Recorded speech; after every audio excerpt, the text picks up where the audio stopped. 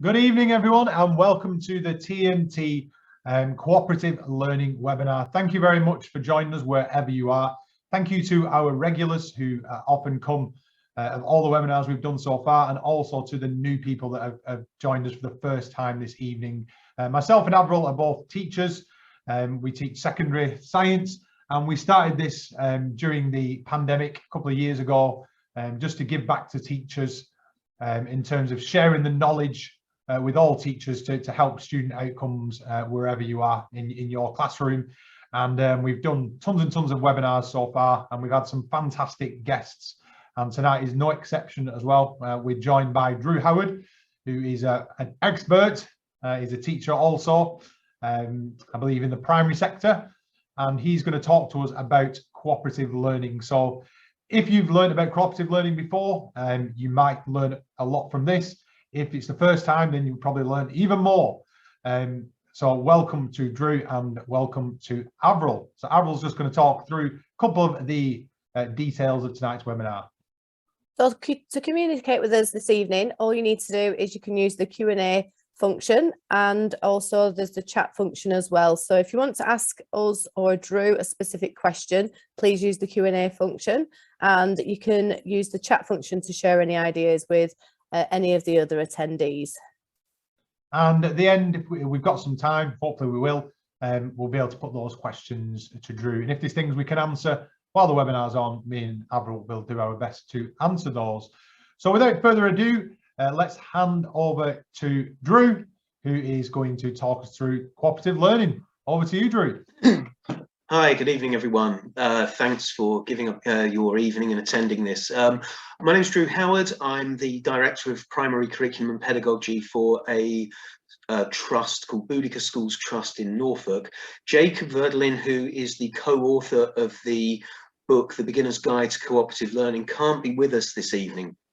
He's stuck in a blind spot of internet access in Bosnia and Herzegovina at the moment, so he is not going to be able to join us. Jacob and I have collaborated on and off for about nearly 9 years now, having met at a street party in about 2014 when he'd first arrived from Denmark into Norwich.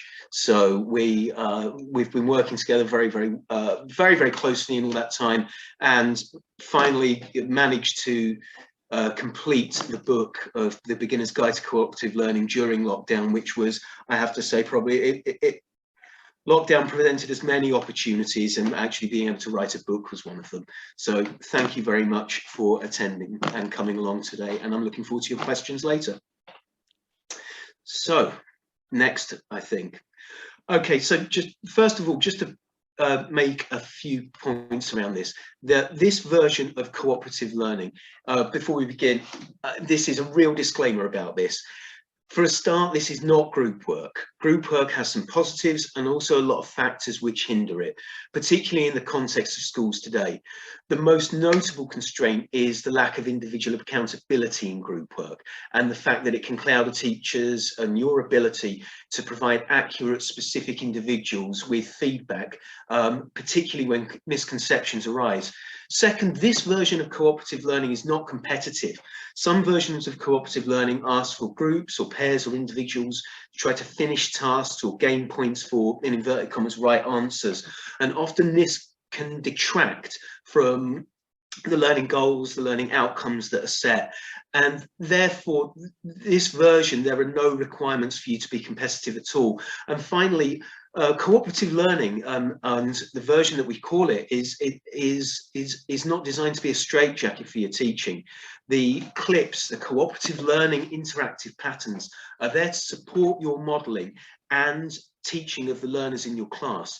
The clips themselves, as I'll allude to later, are completely content free. So if you are a subject specific teacher, all you need to do is apply the patterns of the steps, to the subject knowledge you have, to the patterns of the cooperative learning. So next slide, please, because there are three key sort of words that I'm going to be talking about during this.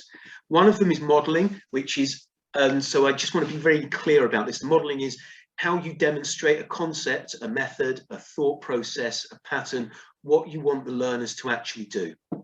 I'm also going to be talking about pies quite a lot, which, because Gary's from Salford, I'm sure he's fully aware of pies.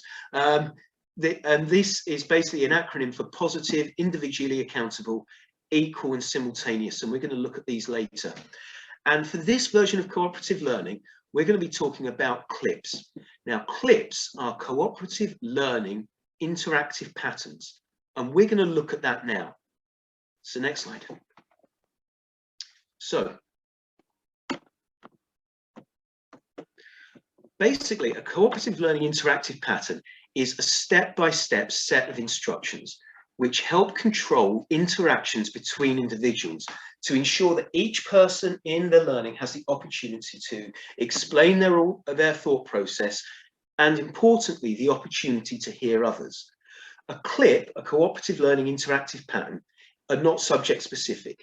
They can be used in any lesson for any number of reasons, and there are many clips designed to support different purposes, from retrieving prior knowledge and following step-by-step algorithmic procedures.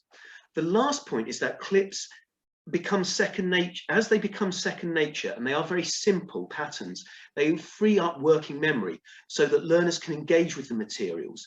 This relates to cooperative load theory, which I will talk about in just a brief minute. But what I will say today in this session is that we will be looking at two clips in particular. One of them is called the Catch One Partner, and it's featured very heavily in our book on the Beginner's Guide to Cooperative Learning. And the other is probably the second most popular one that's used across the primary schools and in some of the secondary schools within our trust, which is a cooperative learning interactive pattern called the Word Round. So before I go on to any of those things, let's just have a quick look at the cognitive load ideas, which I think is on the next slide. So there are 1,000,001 demonstrations of cognitive load theory, and a lot has been said. Clips help as the patterns of in the cooperative learning become automatic very quickly.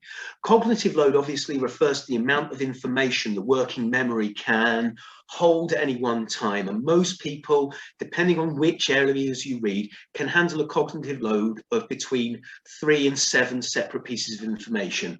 Clips can help as the patterns of the interaction become second nature, so people can then focus on the information that they're being given, not necessarily on the steps of the activity. Cognitive load theory differentiates into 3 basic types of intrinsic, extraneous, and germane. These 3 types of cognitive load build upon each other. Too much of the first 2, the intrinsic and the extraneous, may not leave enough working memory to deal with the third, the germane, or the most relevant. Intrinsic cognitive load refers to the innate difficulty of the task. For example, recalling the 6 times table would, if it's already secure, would be of low intrinsic load, whereas using this information to explain how to convert hours into minutes would be of a higher intrinsic load. You can try to match the intrinsic load of a topic to the experience of the children or the pupils you've got in front of you, but you can't do very much to reduce the complexity of the process or the topic. We can, however, reduce the extraneous load. Extraneous cognitive load is where we as teachers have the most control. Extraneous cognitive load is concerned with the material environment we subject the learners to. So poorly constructed materials and really busy classroom environments can lead to a split attention effect and add to extraneous cognitive load. So it's our job to reduce this with the way we present our lessons. Therefore, when we're using cooperative learning interactive patterns or clips, keeping the materials clear and focused can really help. Simply stated, the split attention effect is the distraction that's made by using too many conflicting principles. So reducing the materials down to only contain the key elements that are required. And when I say materials, I'm talking about the information that you want to be shared, are crucial when you're delivering or modeling. And so therefore you might want to think about all the different aspects of, and lots of people have spoken about the irrelevant images or distracting sounds or animations or fonts that are difficult to read, a monotone voice, complicated vocabulary. I sometimes think I overdo the vocabulary myself, particularly when I'm thinking about this right now. But it all adds to your extraneous load, which you're probably experiencing now, because I've just spoken about with using some huge language very, very clear, very, very quickly at the start of this. But germane cognitive load is what we actually want to happen. It's the capacity of the working memory to link new ideas with information in the long term. The more prior knowledge a pupil has, the more effective the germane, sorry, pardon me. So is the germane loading stage. Germane load is where metacognitive strategies come into play. It's where pupils are aware of their thinking processes and they're able to adapt new information accordingly. So teaching learners the prerequisite skills prior to them having to do something more complicated will help them construct new thought processes that strengthen their working memory. Clips really help with this, because it enables them to focus very clearly on the information that either being new or retrieved, and they get to hear other people's ideas as well on top of their own. And this adds to a very clear and definite way of enabling a thought process to be heard and understood by yourself as a teacher, so you can act on it, and by other pupils as well, and the individual. So next slide, please. Basically, every single clip that we have, to ensure that a clip, a little pattern, functions really well, each of them have pies built into them. Now, pies basically stand for positive independence, individual accountability, equal participation, and simultaneous interaction. Positive independence centers around the pupils saying things like please, thank you, and it encourages social skills and norms, and these need to be really clearly modeled within any of the clips. The other bit is individual accountability. Each person is responsible for playing their part in the whole procedure. So if one person isn't interacting in some of the clips we're about to see, then the clip breaks down. But as the pupils interact with each other, even at a very, very young age, considering that we do some of these clips in reception, that they very, very soon get to the state that they understand that they need to contribute, even if it's just a small amount. The next key aspect is equal participation. Though it's not explicitly linked to the amount of time, it is vital that each person is allowed to contribute in a small group equally. And simultaneous basically means that everybody's participating to some extent or another at the same time. So each clip has a lot of pies built into it. Next slide, please. So if you can remember three things from the previous sets of slides and everything that I've just said, cooperative learning, or at least this form of it, is not group work, because there is no group outcome. There is only the opportunity for you to hear the thought processes of individual pupils and others. Clips can be used in any subject. The questions you ask will be specific. Hey, I can say it today, that's great. Specific to the content and curriculum that you want your children to engage with. And finally, it helps reduce extraneous cognitive load and allows people to focus on the learning at hand. So these are the three key things that I really want you to take away from the first few moments that I've spoken for. Next slide, please. So with the clips, there are some very, very basic bits of classroom management. You need, for any clip to work successfully, you need to decide as a teacher who you want to work with whom for that lesson. You are in control of the pairs or the groups, and you need to make the decision of whom to position where. I know it's, and this also comes down to, this has been seriously disrupted by COVID, because when we were in bubbles, quite often we were put into straight rows. And some schools have stuck with that. It does say on here that ideally it would be in groups of 4 on little 4 islands. It counts certainly for certain clips, having the pupils or children in groups of 4 is absolutely essential for it to work effectively. However, you need to make those adaptations for what you feel is best in your classroom. And ultimately, some of the clips don't even require people to be sitting down. But you decide who sits next to who, and you can change it up as much as you like. And the last point that I really need to make clear is you need to model and show the expectations you wish to see the pupils use, including very vitally, including the language expectations that you want them to demonstrate while they're speaking.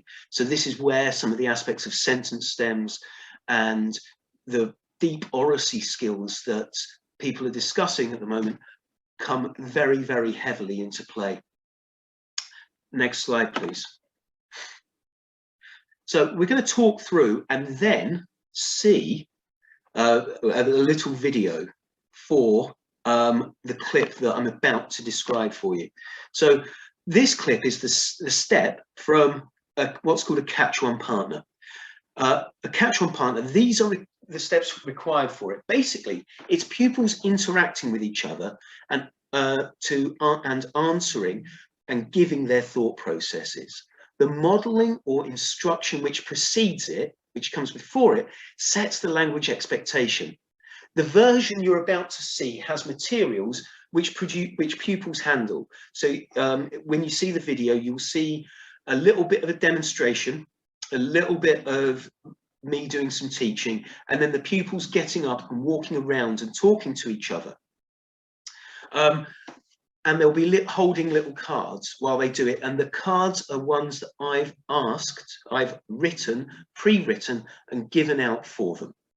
But the basic understanding is that students will mingle and find partners. Partner A will pose their question, his or her question. Partner B answers. Partner A praises and can thank or help. And then they switch roles and ask each other the card they've got. Then they swap materials and they bid farewell and proceed from step 1. This catch-one partner is one of the most powerful tools for retrieval practice, for asking, for checking into leaving ideas, for revisiting key and core concepts and developing vocabulary that I know, to be honest with you. It's extremely powerful. I think and the pies within it, so the positive aspect is that partner A needs to thank or help and they say goodbye to each other. The individual accountability is they both have to answer. The equality bit is they'll both get an equal chance to answer the card in greater or lesser extent. And simultaneous, as you'll see in the video in a moment, is that everybody's going to be involved at once. So, Gary, can we try and run? Gary, let's run VT! By the way, do excuse me do excuse my modelling during the start of this aspect, please. Thank you. Can you see that on the screen, Drew? Yeah, I can. Well. Of course you can. Can you do that times 6? What is 40 times 6? 40 times 6. Well, I know that 6 times 4 is 24. I know this because 2 lots of 6 are 12, and I double that, and I get 24. So 40 lots of 6 would be 240. So I've made it that much bigger. So therefore, there are 240 minutes in 4 hours. Can I ask you a question, please? Yes. What's 6 times 7? And how would you work that out? I'm not sure. Turn to the person next to you. How can we work it out if we're not sure? Go.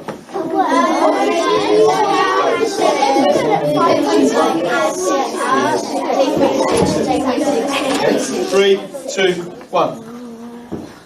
It will be 42 because you do 6 times 6 and then add another lot of 6. That's a wonderful explanation. Thank you very much for helping me. So, everyone stand up. Your cards. And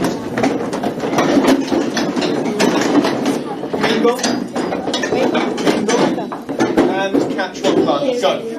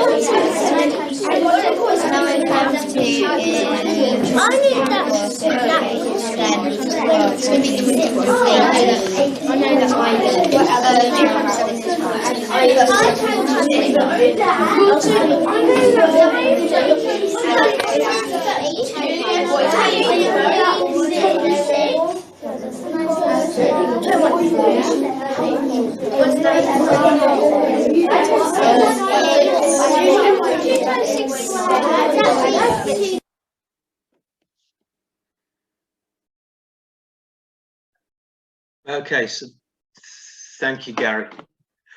One of the things that while we're getting the things back up, one of the things that's really, really powerful about that is A, they're up, B, they're talking. I wish I had better sound, or one of the sound boom things so you could actually really, really get in. But one of the key aspects about it is some things to note is that as a teacher, you model explicitly what you want them to say. You can give them the sentence stems to do it, and you can hear them using some of the concepts of what this is and how it builds on the next things. The key thing for you as a teacher is to listen to the responses that as you're going around the class, so you can really pick in, and you'll know your pupils, you'll know the children that you want them to use. It's a great activity, and I think one of the things that one of the things you might have picked up is that when the child was free and needed another partner, they put their hands up in the air and would walk around and try and find somebody else who had their hands up as well. It's a great way of doing it, as I said before, of bringing in vocabulary, but it's really important that you as the teacher listen to the responses and model explicitly the language expectations of what you want them to say. Okay, next slide, please. Next clip that we're going to look at is the word round. It's a very useful clip, and it only has 2 steps. Okay, it really only has 2 steps. Basically, you present a task or a question to respond to, and the learner's taken each amount of time presenting their answer or solution for a set amount of time each. Naturally, the length that you give each pupil is dependent on the age of the child and the subject matter. All the pupils need to do is respond to the question based on the modelling which has preceded the start of the clip. For context, the pupils in the next video, which you're about to see, were asked to state which time they thought was equivalent to 4:10 in the afternoon. There were some options available, and some things have been not modelled in. Please note, and I will say this, that both the catch one partner and the little bit that you're about to see, these don't last for very long. These do not constitute the learning for the entire lesson. It's literally just a small part of the guided practice of their learning, so you can get around and listen and add in the next aspect that you need to. So, next video, please.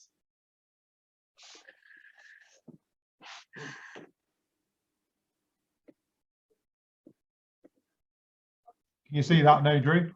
I can, yeah. Well,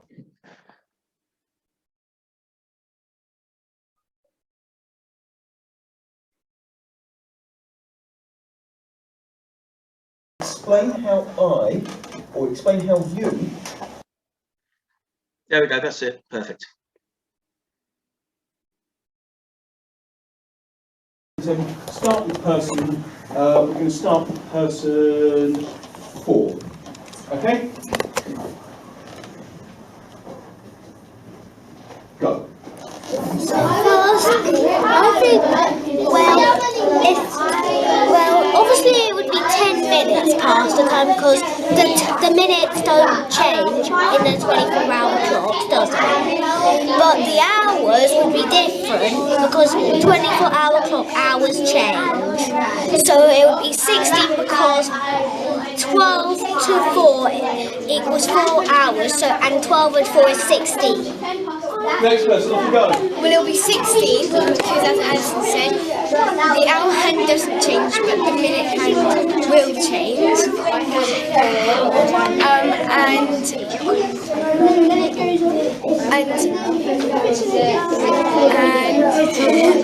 It's so scary. And 16 to 10. So that is correct.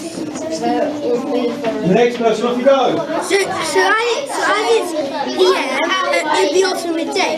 Midday is 12 o'clock. But it's 4 o'clock, so 12 and 4 would be 16. So it'd be so now it's in the 1600s. But the minutes don't change. So it would be they're exactly the same. 10 minutes past 16. Not 16:22. Next person, go. So I know that the minutes will just won't change, and 12 o'clock is midday. As soon as you go past like 1 o'clock, it'll be 13. When it hits 2, it'll be 14. When it hits 3, it'll be 15, and when it hits 4, it'll be 16. So the answer equals 16 or 10. And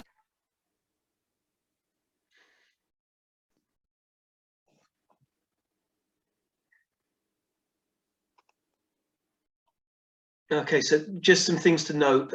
Obviously, some people find it really tricky to talk in front of a camera, which is one of the wonderful things I loved about filming some of these little extracts. And although the second person mixed up the notation of hands, the group didn't necessarily correct her. Interesting though, the first person to talk and the third person produced a very similar explanation. The last person to talk did not, and explained it as they understood it in a very, very step-by-step fashion, literally adding on in steps of 1 hour. What you didn't see happening off camera was the teacher and support member of staff who were walking around and listening to the individual discussions. The repetition of the process enables children to embed a concept and reflect on their own ideas. Often in a word round, there are a range of different thought processes that are heard, whereby pupils can adapt their own ideas and scaffolds based on what other people have said. The key factor is the monitoring of this to avoid misconceptions. And there is a very clear, very clear aspect for you as a teacher to do this. So although say for example, the second girl who said, oh no, the hour hand stays the same, but the minutes, the hour hand staying the same, but the minutes don't. You either need to give her a few seconds to wait for that, because then her explanation, even though it was stilted largely because there was a camera there, she explained it as the hours were the ones that was changing and not the minutes. So you just need to be very, very aware of sometimes what's the difference between a spoken error or a Freudian slip or anything along those lines that may occur, or an actual misconception, but it's key for listening within that. And obviously then she had 2 other people explaining it extremely well straight afterwards. So we could chalk that probably up as an error rather than a completely embedded misconception. So next slide, please.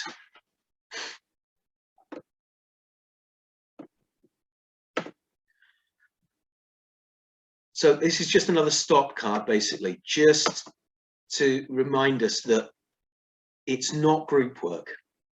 By any stretch of the imagination is this group work. If you think about the word round that we've just seen, there was no group outcome to that.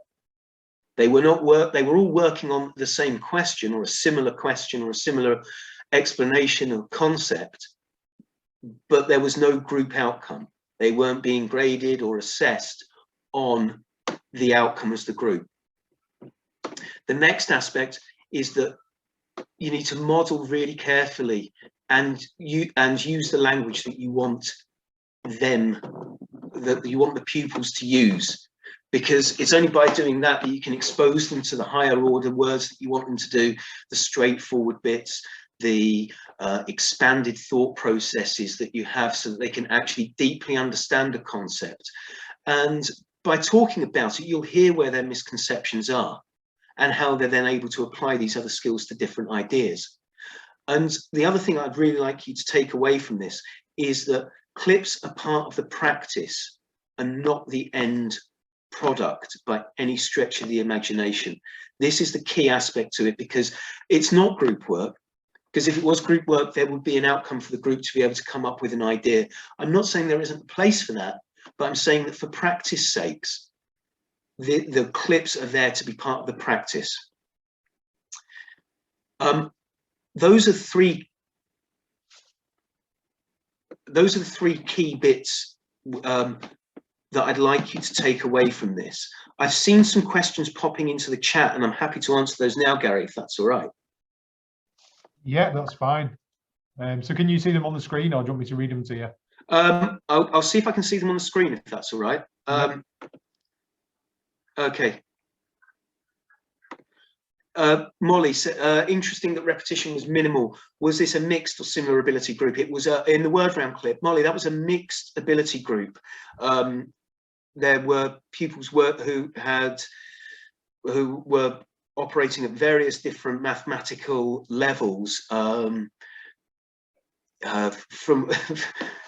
what I can remember of that particular class, they were working. They were a mixed ability group, but this is where you can make the decision. It doesn't always have to be mixed ability. If you wanted to have similar ability groupings for your little hand-picked groups, then do it. Basically, it's the key aspect there. In the first video, you just showed there was a lot of production. How do you assess the quality of that production? What about feedback? Well, in terms of production, it was basically we wrote a lot over the top of it because we weren't sure if so as a sort of ongoing narrative, and the feedback at the end was there as was present, but this was a video to demonstrate what a Catch One partner looked like as much as anything else. What's the teacher's role? The teacher's role is really, really clear. Basically, you do a lot of modeling. You model what you want them to say. So, for example, if you want them to, so let's take the word round before that. What had gone on before that was that I had modelled how to find quarter past. I think I've worked out how to change 3:15 to a 24-hour clock, and then given them a separate question. It's different but similar, and they were then able to explain their thought processes. The biggest challenges in using cooperative learning teaching online is unless you've got really quick, if you've got really quick breakout rooms, Catch One partners are really difficult. But what you can do for cooperative learning teaching online is you can put people into breakout rooms of groups of 4 and say, look, can you please all of you speak for a minute on this subject, please? Basically. Thank you, Molly. Just some more, Drew. Yeah. Tarina's asked, can this video be shared? So can they find this video? They can find it. It's on the Stalham Academy website. It's on the Stalham Academy website. They're going to think Ofsted's coming if everybody jumps on it at once and the traffic. Yeah, what I can do, Talib, is I can send a reference list through to Gary, and Gary can put it on as well, if that's all right, Gary. Yeah. Yeah, I'll put it when I upload the video to YouTube. I'll put the link in the description. Yeah, there's a great reference list at the back of the Beginner's Guide to Cooperative Learning as well. So if you buy that, you'll get the reference list too. And another question from Fernando is, what basic differences are there between collaborative and cooperative learning, or are they the same thing? This is okay. So this is where you need to think about it in two different ways. If collaborative learning is about there being a group activity and a group outcome, then that would be the difference. However, what I've noticed is that the EEF tend to use these interchangeably. So in the current educational environment, there's no massive difference between the two. They are very, very much interchangeably applied. However, I would always go back to when you're looking at, so when you're delving into some of the research about it, look at the ones that have got the higher effect ratio tend to be, from what I've read it anyway, tend to be the ones that have less of a group outcome. Yep, and just got, is there a reference list for this presentation? I'd like to read up on the theory behind it. So we will, we'll give you the link in the, when we put it on YouTube, we'll put the EEF guidance on there, Drew. That'll be all right, won't it? Perfect. Look up the research behind it. And I've just got a couple of questions myself, Drew. In terms of the individual accountability element of the pies, yeah, have you ever experienced, or what would you do if there was a student that was sort of didn't want to do it, or was sort of not participating, as you will? Or have you ever seen that happen? Well, okay, so this is the classic bit about the expectations of behaviour in and around a school. So you have people who occasionally might not want to get involved, and you just basically, we ended up just following the so the behaviour at Stalham, which was where this started, this whole journey started out. The behaviour expectations, the behaviour policy was based around cooperative learning. So it was an expectation that you got involved. The next aspect, which is that sometimes we did, in a couple of the schools that this has been used in, there have been elective mutes, which obviously you might think might be quite difficult, but when they were sat next to somebody who they wish, and so you handpick the groups to sit them in, not in a group of 4, but maybe in a 2, and they were there, and the person they were sat next to was the person they were comfortable speaking to. It was particularly effective. So in answer to the first bit, Gary, it's really about you following the school's behaviour policy and making sure it's the expectation. If you need to have the conversation as to why you need to speak, have the conversation at the pastoral point, basically. Yeah. No, that's great. And then one last question from me, Drew. In terms of like the word round, for example, what would you do after that activity? So once you've given the opportunity to present, would you question people? Would you use whiteboards? How would you get the feedback of what pupils were saying? Yeah, there are many ways of doing it, but basically, so imagine you've done that. So in some respects, it's a little bit like a really effective bit of thinking and talking, and then saying, and what I tended to do, and what lots of staff in the trust do, is they say, can we hear someone from this table? And the pupils are all aware that that there will probably be 2 or 3 tables asked at the end. And as this goes on, what you'll notice is that pupils tend to say phrases like, I thought this, but Big Fishy Bob sitting opposite me thought something else entirely. And so then you can listen to that, you can jump on it and say, okay, if a new question has emerged out of that, if you needed to, you could also say, so what do we think about those 2 particular opinions? Word round on your table, 30 seconds each, and do the whole process again. Because you're adapting and responding to the learning that's in front of you. So in some aspect of it, what you do is to get the feedback, you just ask individual tables and they will feed back to you. Another thing that you might have noticed in a couple of the little video clips was that some of the pupils were using these little hand signals. So this one basically means I agree, and so you'll have seen that going, oh yes, I agree with what you're saying. So it's a way of saying yes, and all the positivity built in. without actually having to say anything and disrupt their train of thought, basically. Yeah, no, that's great, Drew. Thank you very much for that. And how many strategies are in the book, Drew? How many different ones are there? Okay, so there's a toolkit at the back of the book, and the toolkit has step-by-step bits for 8 strategies, I believe, included, and the catch-one partner has gone into in extreme depth. Right, brilliant. Okay, so there's 8 strategies at the back of the book. Some of them are fantastic for comprehension. Some of them are really, really low.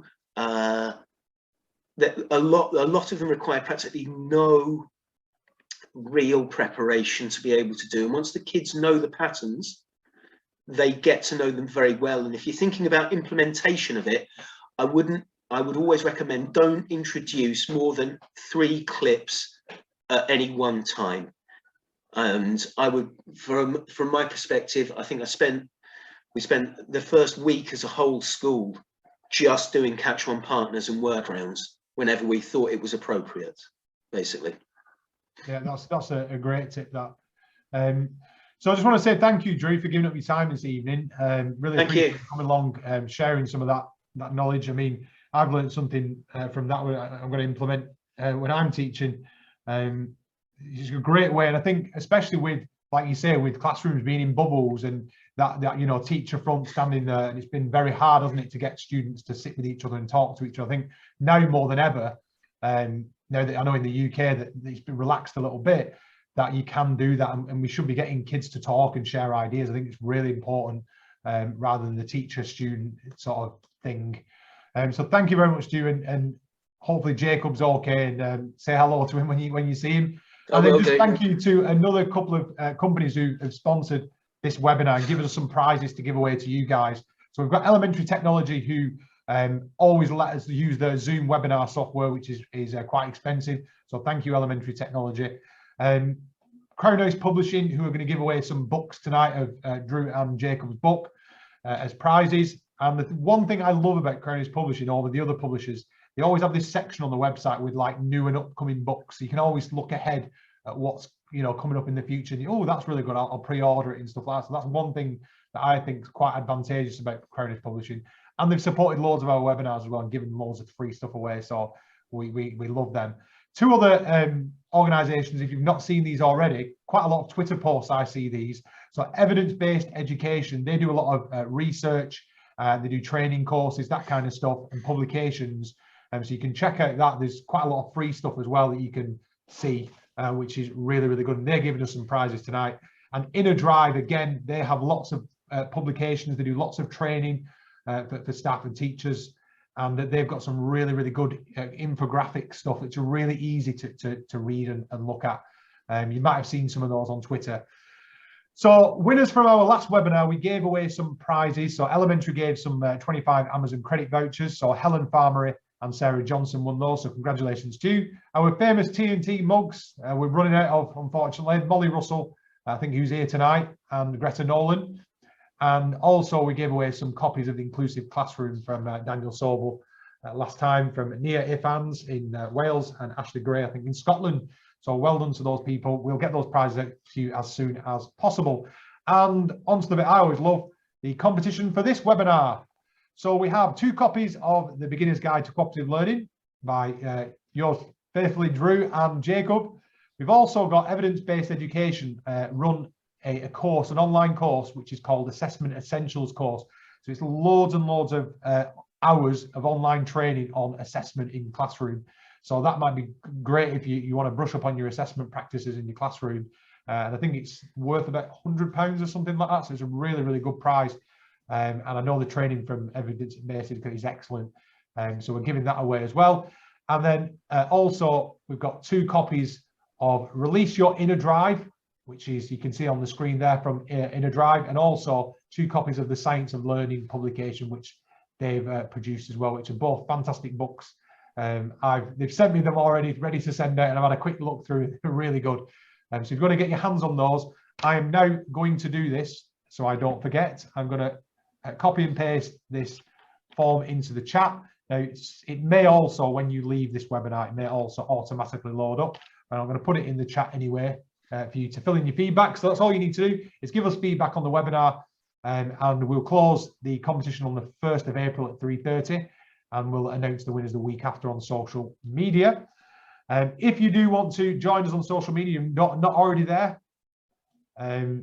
Oh, it's already closed. Thank you very much, Talib. I appreciate that. I shall open it now. You've just given me a great, there we go. It should be open now. Thank you. See, this is why we have this participation. It's brilliant. Help me out because I always forget things. So if you want to join us on our Facebook group, you just type in TNT Teach and Learn on Facebook, you'll find us. We'll send this presentation out as well to you, so you can click on the link. At TNT Teaching on Twitter, and our YouTube channel with loads of other videos from tons of different amazing teachers and authors on there for you to get your teeth stuck into. And if you want a certificate for attending tonight, we'll put together a certificate. We are full-time teachers, so we'll do our best to get them to as soon as possible, but just email us on tntteachingandlearning@gmail.com, just saying you'd like a certificate, and we'll do one for you and send it back to you. They're not amazing. We're not graphic designers, so we do apologise. But if you want that for your CPD records or your performance management or anything like that, we'll send them, and you can use that as evidence of you attending this session tonight. So thank you very much, everyone, for joining us wherever you are, and hopefully you found this useful, and you can try some of these things in your classroom tomorrow or in a few days' time. Thank you, Drew, for joining us and giving up your time.